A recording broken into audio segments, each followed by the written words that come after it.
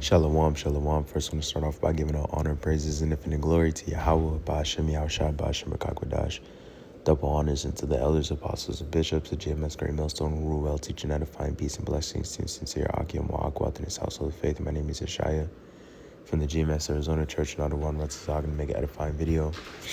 Going into this little thing, this video bros put into the chat, and talking about a lack of jobs, and upon Babylon the Great, man, as we know, the scriptures say the grinders shall cease. We'll get into that, but there's not going to be a whole lot of jobs that are going to be available, man, especially with this devil moving in that technology, as a means to even get away from those jobs and even aid in ushering in the universal basic income. But without further ado, I think good number of people on the committee are concerned about is just the very, very low level of job creation. If you adjust what has been the trend job creation over the past, let's say, 6 months, if you adjust that for what we think, our staff thinks, is the overstatement due to overcounting, effectively there's zero net job creation in the private sector. okay, Khan, that was a real simple to the point video. That there's not a lot of new developing jobs. And this is Ecclesiastes chapter 12 and verse 3. It says, "In the day when the keepers of the house shall tremble," and the keepers of Esau's house, man, is, you got his, you got the left-hand side, man. Matter of fact, we got to get Isaiah 47.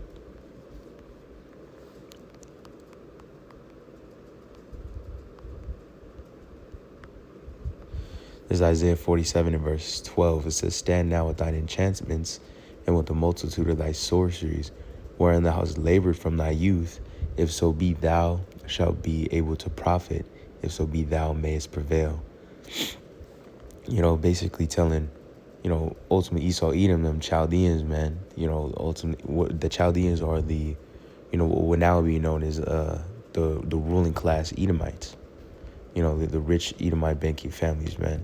It says the elites. It says, "Thou art wearied in the multitude of thy counsels.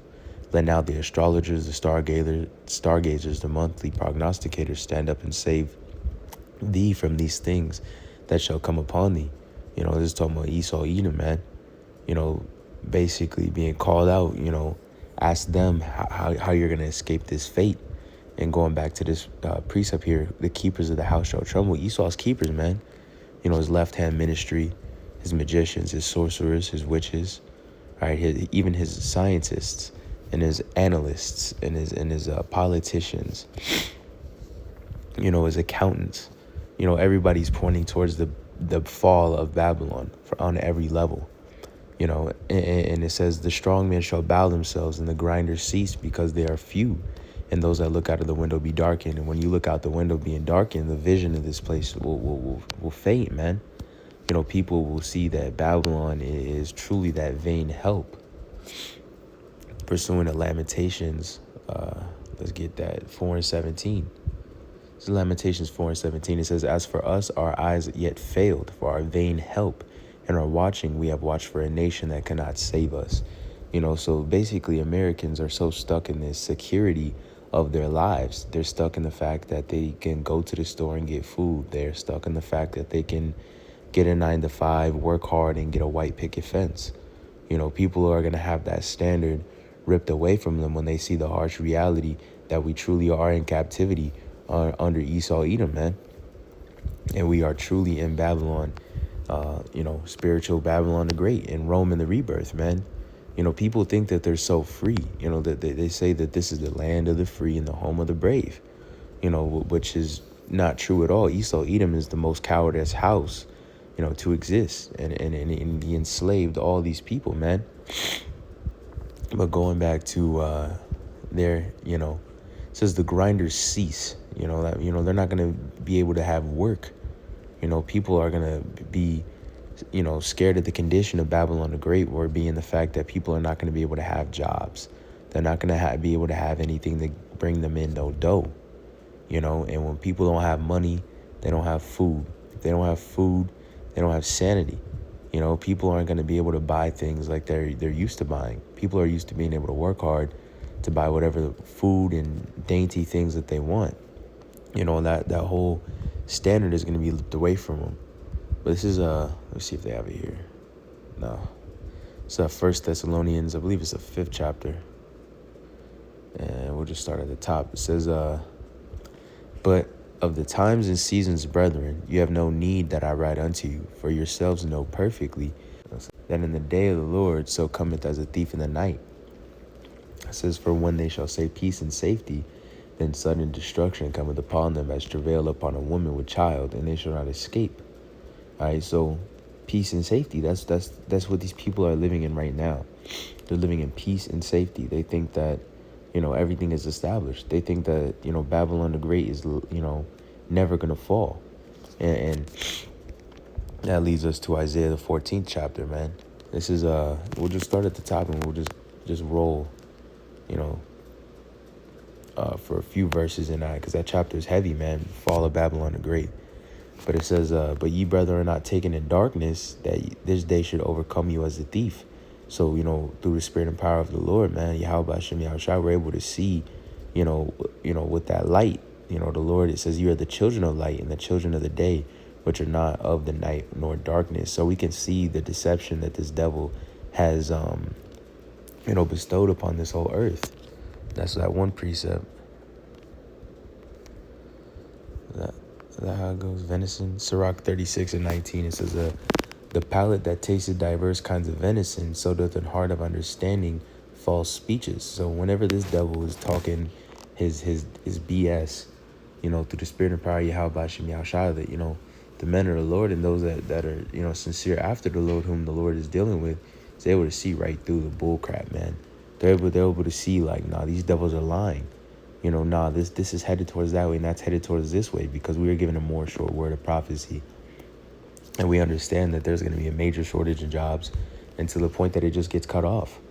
You know, we're going to know that complete anarchy is going to raise against and be here in Babylon the Great. It says, "For the Lord will have mercy on Jacob and yet choose Israel, and set them in their own land, and strangers shall be joined with them, and they shall cleave to the house of Jacob. And the people shall take them and bring them to their place, and the house of Israel shall possess them in the land of the Lord for servants and handmaids." So these other nations going to be going into captivity under Israel in the kingdom of Yahushua. And it says, "They shall take them captives, whose captives they were, and they shall rule over their oppressors." And that's what we're in right now. We're in a slavery, man. You know, and as we get closer to the end, you know, we're not going to be working like that. You know, we're going to be fighting against these devils, man. We're going to be fleeing, you know, trying to get away from them. You know, some of us going to be thrown into prison. Some of us going to be put to death. You know, these are the times that are going to wait for us ahead, man. It says, "Shall come to pass in that day that the Lord shall give thee rest from thy sorrow and from thy fear and from thy hard bondage whereas thou made to serve." It says, thou shalt take up this proverb against the king of Babylon and say, "How hath the oppressor ceased? The golden city ceased." And a part of this golden city ceasing, you know, golden is supposed to be lavish. You know, golden is supposed to be, you know, rare, luxurious. You know, this place is gonna fall apart, man. You know, this Babylonian economy, you know, the current standard of living, inflation, you know, all the things that people have gotten so used to, you know, being at somewhat of a temperate level is gonna completely collapse. The housing market, you know, you're going to see all these things completely fall, and then they're going to usher in that NWO with the fall of those things, man. With the prerogative of like, as if they, you know, that order ab chaos, man, that order out of chaos that they're going to usher in, man. It says, "The Lord hath broken the staff of the wicked and the scepter of the rulers. He who smote the people in wrath with a continual stroke, he that ruled the nations in anger is persecuted, and none hindereth. The world is at rest and is quiet. It shall break forth into singing. Yea, the fir trees rejoice at thee, and the cedars of Lebanon, saying, Since thou art laid down, no feller is come up against." So this devil's going to be laid desolate, man. It's going to be put down, and affliction shall not rise again. You know, but even so, you know, Akim, you know, let us prepare spiritually for the times that are ahead. You know, because it's significant, you know, that you see these jobs being lost, that you see the standard of living of Babylon being brought down. You know what I mean? It's just words going out, man. Because the scriptures talk about the word of the Lord does not go out void. The Lord has said Babylon's going to fall. The Lord said he's going to bring prophets that will prophesy against these kings and nations, man. And this is breaking down their kingdom bit by bit as the elect are being gathered. This is Jeremiah chapter 28, verse 8. The prophets have been before me and before thee of old, both prophesied against countries and against kingdoms, of war and of evil and of pestilence. The prophet which prophesieth peace, when the word of prophet shall come to pass, then shall the prophet be known that the Lord Yahweh has truly sent him. And that's it's all coming to fruition, man. Through the spirit and power of Yahweh Hashem Yahushai. He has blessed our elders, man. Our elders and apostles and their elders and apostles, to know this truth, to know who we are, to be brought back to this word, and to know the prophecies. But I pray this lesson was edifying.